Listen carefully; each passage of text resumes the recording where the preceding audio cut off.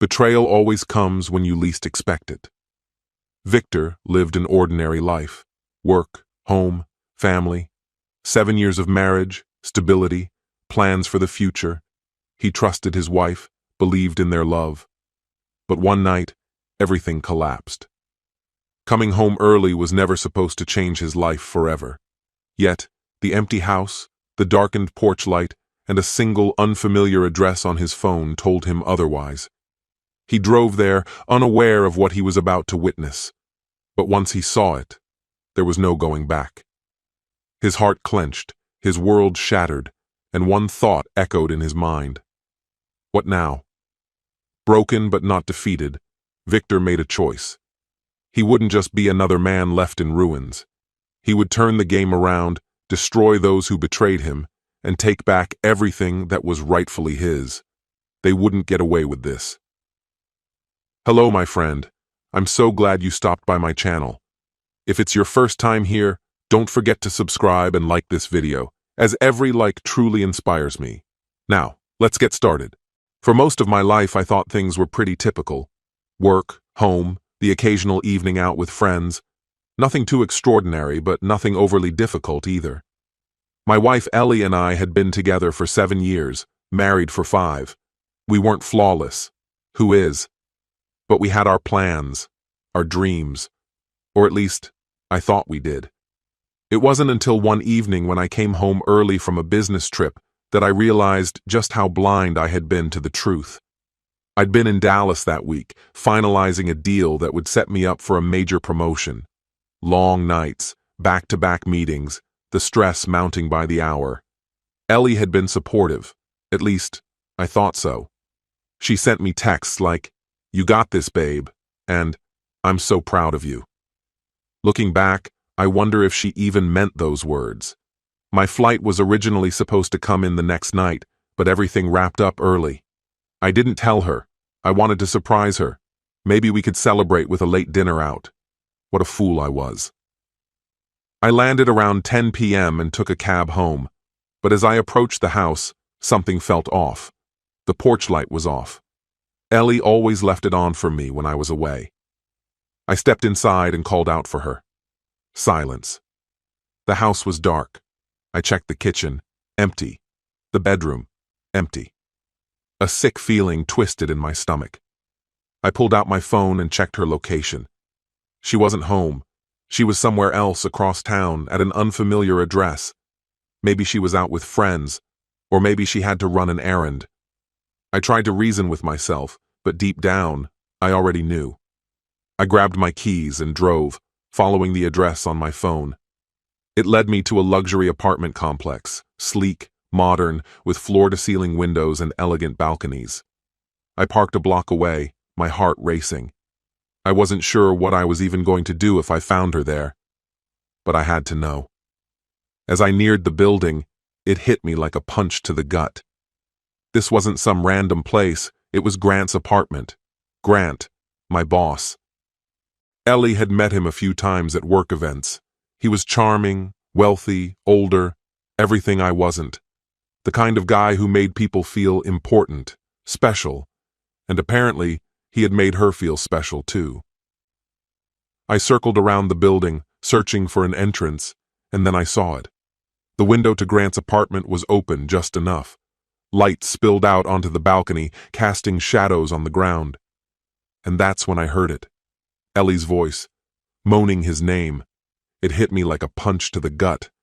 I should have turned around. I should have walked away. But I couldn't stop myself. I looked inside. There she was, Ellie. The woman I loved. The woman I trusted, straddling him. She moved against him with a kind of ease, a kind of intimacy that made it clear she belonged to him, not to me. My fists clenched, my vision blurred. I wanted to rush in, to break down the door, to make them both pay for what they'd done. But something inside me stopped me. No. I wouldn't give them that satisfaction. I wouldn't let them see me break. I had to think this through. I pulled out my phone and hit record. I only needed a few seconds. Enough to ruin them. Enough to take everything from her. Then, without another word, I turned and walked away. As I drove, my mind raced. How long had this been going on? How many nights had she looked me in the eye and lied to me? The answers didn't matter. I already knew. Ellie was gone.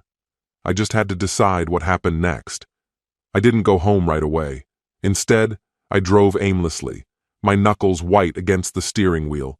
7 years of marriage, 5 years as husband and wife, had been a lie. Every moment of it. I had loved her with everything I had. I wasn't perfect, but I had been loyal. And this is how she repaid me. Eventually, I pulled into a gas station, parked, and sat there, my head pounding. I needed a moment to breathe, to think. But the memories came flooding back before I could stop them. Ellie and I had met in college. I was a junior, working 2 jobs just to pay my tuition. She was the kind of woman who caught everyone's attention effortlessly. Blonde hair, green eyes, a smile that could melt the hardest hearts. We met at a party. She spilled her drink on me, laughed it off, and offered to buy me another. That was it. I was hooked. She came from money. Her father owned a successful construction company. She grew up in a huge house, took trips to Europe, never had to worry about bills. Meanwhile, I had spent my childhood scraping by. My dad left when I was 12, and my mom worked double shifts just to put food on the table. I never had anything handed to me. I fought for everything I had. Maybe that's why I fell for Ellie so hard. She made me believe I had finally found something easy, something good. And for a long time, I thought she loved me just as much. We had a small wedding, nothing fancy. I had just started a steady IT job. We talked about buying a house, starting a family, and we did. Our daughter, Miley, was born 2 years later. And now, I was sitting in that gas station, wondering how to tell her that everything she thought she knew about our family was about to change forever. She had always been my everything, the light of my life, my reason for getting up each day. No matter how late my work kept me, I always made it home for bedtime, for stories, for those weekend park trips that kept our bond alive. Fatherhood felt like the truest fulfillment I'd ever known. And Ellie? She always seemed content, like everything was fine. Or at least, that's what I convinced myself of. But now, looking back, the signs were there all along. How she kissed me without warmth. How her phone was always face down when we were together. How she suddenly started dressing up for girls' nights when, before, she had no problem lounging around in sweats. I knew something was off, even if I didn't want to admit it. I noticed the changes, but I refused to acknowledge them. My finger hovered over the play button on the video, Ellie's voice moaning Grant's name. One tap, and I could ruin everything. Take it all away from her. But I needed more. I needed to make sure my next move was perfect. I exhaled slowly and gripped the steering wheel tighter as I drove home. It had to be strategic. Emotions could destroy everything. As I pulled into the driveway, the house was still dark. She wasn't home yet. Good. I checked the security footage, logging into the system. She'd left around 8 p.m. That gave her over 2 hours with him. My stomach churned, and I opened the laptop we shared. I dug through the deleted messages. Software I'd installed had already recovered them. There it was, Grant's message. Can't wait to see you tonight, beautiful. Same place? Her reply made my blood run cold. You know I wouldn't miss it. Can't wait to feel you inside me again. I could feel the rage building, threatening to explode. My first instinct was to throw the laptop, to destroy it, to tear everything apart. But I controlled myself. I copied the messages, the photos, the videos, onto a USB drive. This wasn't just about vengeance. It was about control. I wasn't going to let her walk away from this. She didn't get home until after midnight. I was already sitting in the darkened living room, the TV off, waiting. When she came in and saw me, she hesitated, forcing a smile. "Oh, you're home early." I didn't answer. I just watched her. She set her purse down, her nervousness growing as she noticed the tension in the room. "Babe?" Are you okay? Where were you? I asked, my voice calm and steady. She hesitated. Out with the girls, just catching up. That was a lie. Which girls? She blinked. You don't know them, some old friends from work. More lies.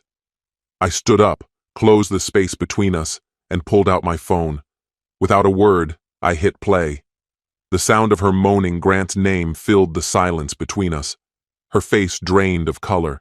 She opened her mouth but couldn't say anything. I moved closer, my voice dropping to a low whisper. Try again.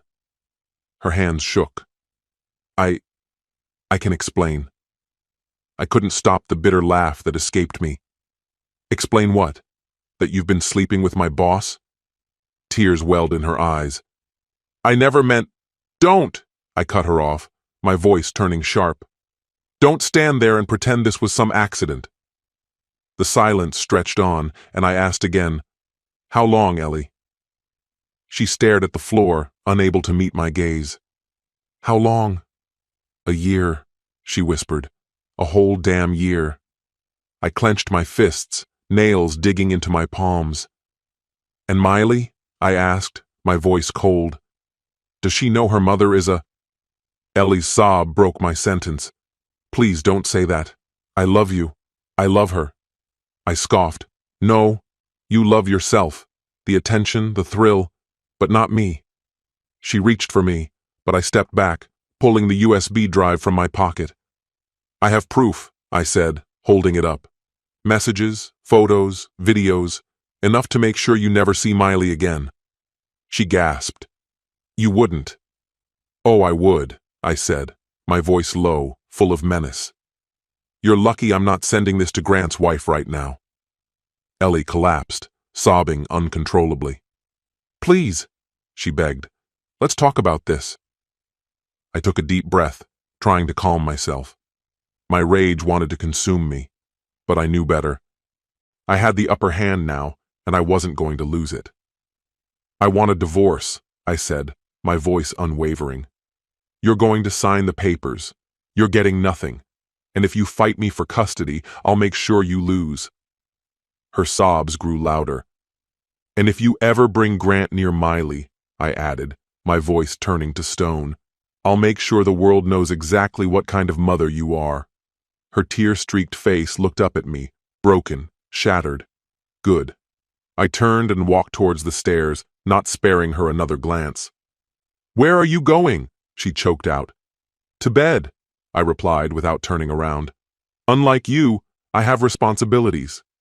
And with that, I left her behind, crumpled on the living room floor, her cries echoing in the silence. Exactly where she belonged. This was far from over. Not by a long shot. Sleep eluded me that night. Not because I was broken-hearted or grieving, but because my mind was spinning in overdrive. Ideas were forming, calculations being made, and I was already plotting my next steps. Ellie had made her choice, and now it was my turn to make mine.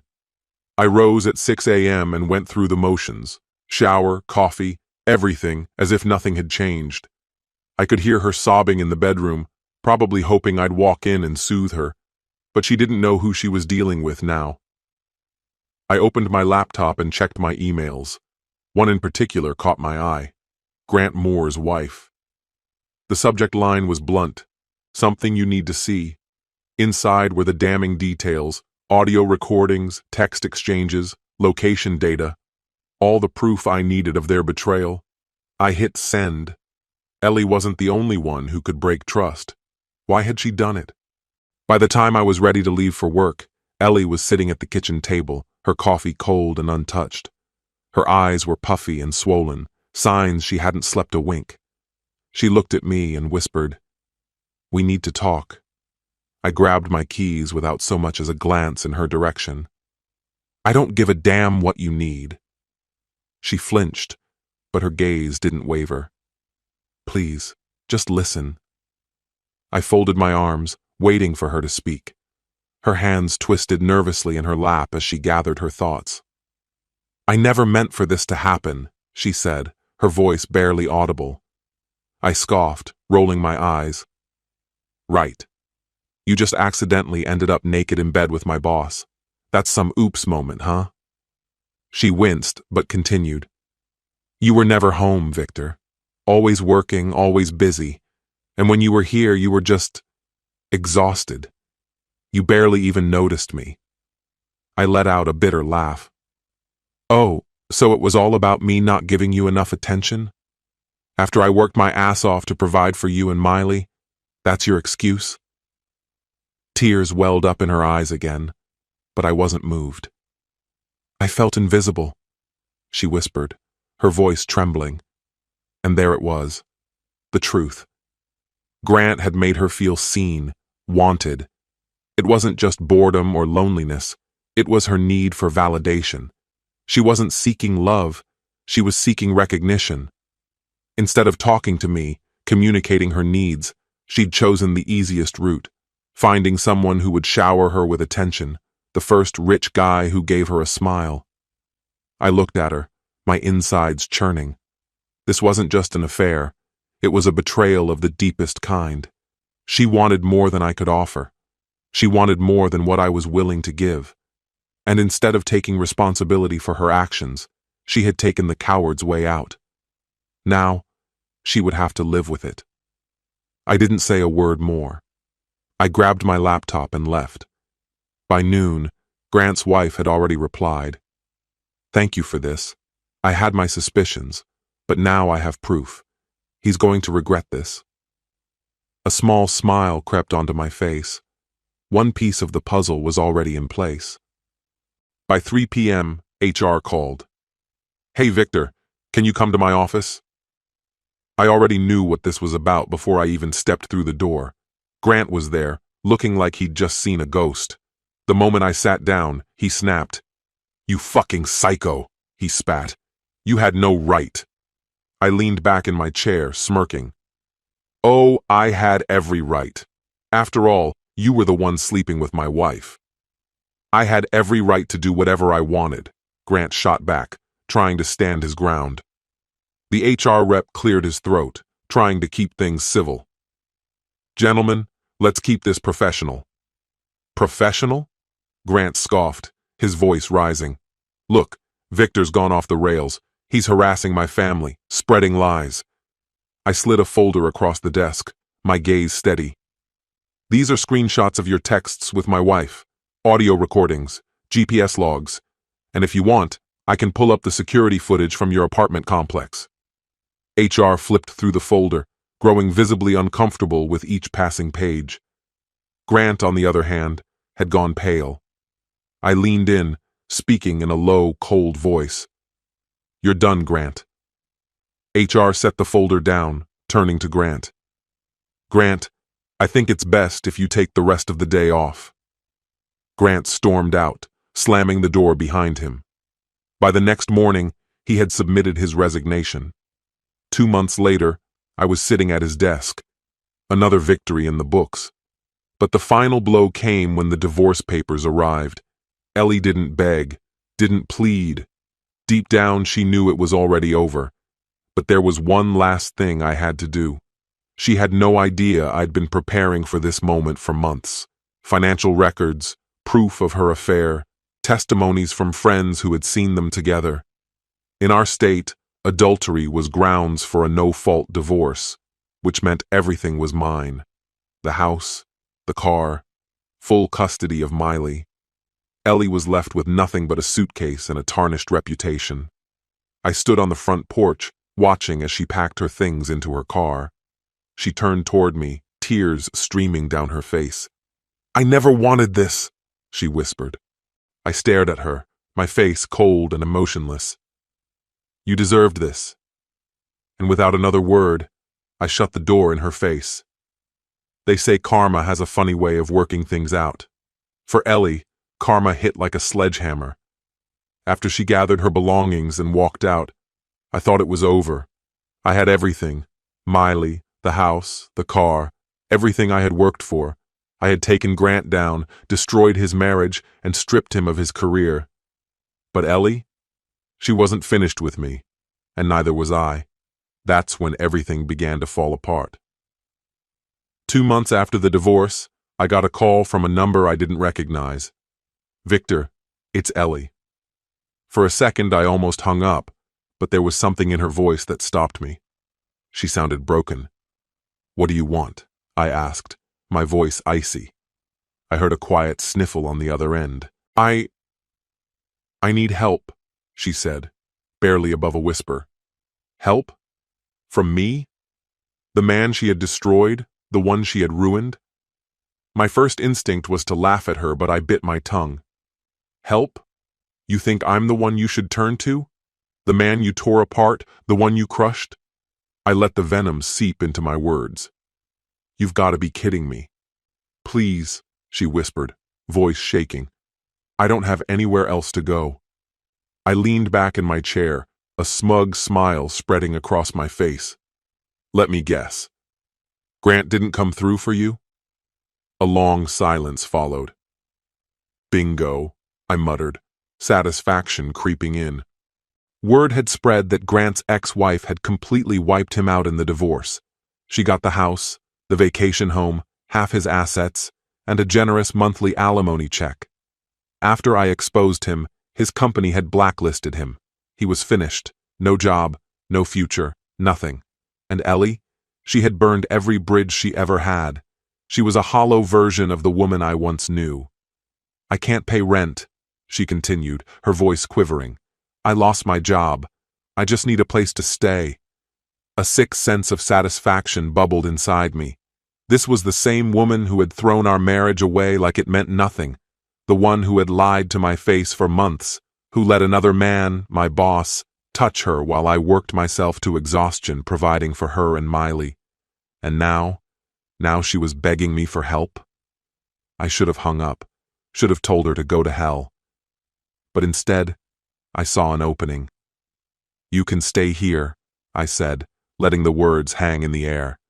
There was a sharp breath from the other end. You mean it? On one condition. Anything, she replied immediately, desperation thick in her voice. I leaned in, a grin tugging at my lips. You'll work for me. You'll earn your place here. The next day, she arrived at the house. The same house she had once ruled, the same house she had once called her kingdom. Now, she was nothing but a guest, and I was the one in charge. I let her in, watching her absorb the familiar surroundings, only now, the house felt empty without her. Miley wasn't home. I'd made sure of that. I wasn't about to let Ellie anywhere near my daughter until she proved she had earned the right. So what do you need me to do? She asked, her voice barely above a whisper. I handed her a mop, watching her face twist in disbelief. You're kidding, she said, voice trembling. I shot her a cold smile. You wanted a place to stay? You'll work for it. You'll clean the house, do the laundry, cook the meals, and when Miley comes home, you'll act like a mother for once, just like you should have from the start. Her lip quivered, but she nodded. For the next 6 months, she did exactly that. She scrubbed floors, washed dishes, cleaned bathrooms, folded laundry, and cooked. Every night, she sat at the table with me and Miley, watching us as we carried on with the life she had thrown away. And every night, I saw the regret in her eyes. She had everything, and let it slip away. One night, as she washed dishes, she finally cracked. I'm sorry, she whispered, her voice thick with emotion. I leaned against the counter, observing her. For what? She turned to me, tears welling up in her eyes. For everything. For cheating. For lying. For throwing away our marriage. I crossed my arms, waiting for more. She swallowed hard, her voice barely a whisper now. For hurting you. For hurting Miley. For being selfish. I watched her carefully. Did I believe her? Honestly, I didn't care. It was too late. You can go, I said flatly. She blinked in confusion. What? I pulled out my phone and transferred a few $1,000s into her account. Just enough to get her started, but not enough for her to live comfortably. You don't need to stay here anymore, and I don't need you. Tears streamed down her face as she covered her mouth in disbelief. Victor. Goodbye, Ellie, I said, my voice cold and final. She sobbed, but I didn't flinch. She was nothing but a ghost from my past now, and I was free. When she left that night, dragging her suitcase behind her like the weight she had become, I didn't even watch. I didn't need to. I closed the door, locked it, and turned off the porch light. She was gone for good. And still, it didn't feel like the victory I had imagined. I sat on the couch, surrounded by the stillness, alone with my thoughts. The house was quiet, peaceful. Miley was at my mother's for the weekend, so it was just me now. Just me. And the echo of the life I had fought so hard to rebuild. For the first time in what felt like ages, months, maybe even years, I found myself utterly empty. There was nothing left to fight for, no point in proving anything, because the battle had already been won. The final betrayal had been dealt with and left behind. But then, the next morning, I woke up to a text from an unknown number. The message simply read, "Unknown. You really think you won?" I sat up, staring at the screen with a furrowed brow. "Who is this?" I replied. The answer came almost immediately. "Unknown. Grant." I couldn't suppress a laugh. That miserable excuse for a person hadn't even crossed my mind in weeks.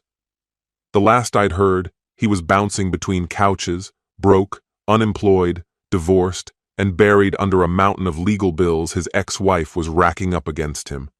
Just as I was about to block the number, another text came in. "Grant, I know something you don't." My smile vanished instantly. Me. "Go fuck yourself, Grant. Miley's not yours." Time seemed to stop. My fingers froze over the screen, my heart suddenly hammering in my chest, and I could hardly breathe. I read the message over and over, trying to process what I'd just seen. I'd suspected it, maybe even considered the possibility briefly, but I'd never truly allowed myself to believe it. Now, though, there was no denying it. I shot up from the bed, grabbed my keys, and sped to the nearest pharmacy. My hands trembled uncontrollably as I bought the paternity test. When I got home, Miley was already there. She ran to me, just like she always did, her little arms wrapping around my waist, her face lighting up with that pure joy. "Daddy!" she shouted.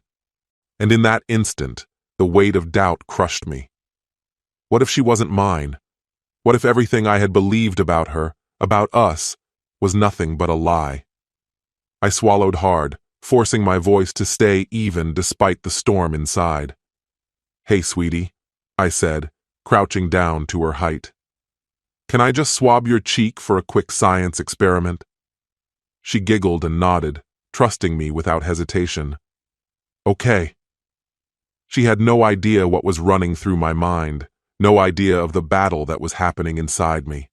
I wanted to scream, "Please, let her be mine." 3 days later, the truth hit me like a freight train.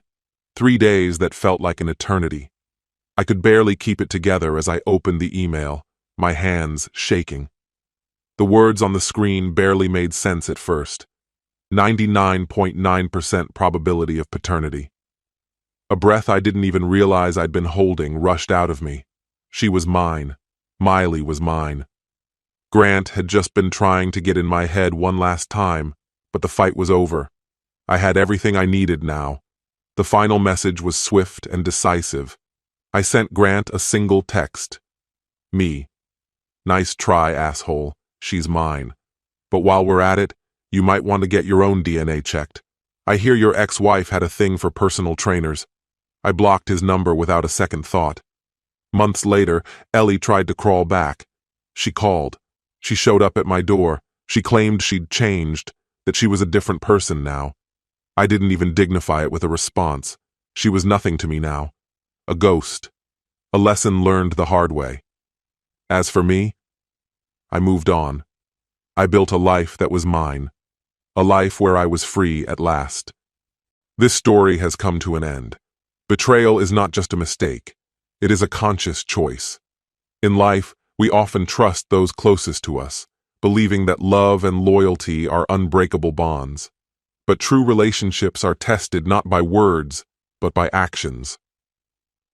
The key lesson from this story is to value those who stand by you and to accept that not everyone shares your principles of loyalty. The strong do not seek revenge. They learn, cut off what no longer serves them, and move forward. And the best revenge? A happy life without those who betrayed you. In the end, traitors become prisoners of their own mistakes. What's your opinion? Please tell me which city and country you watched this video from, and I'll say goodbye to you until the next video.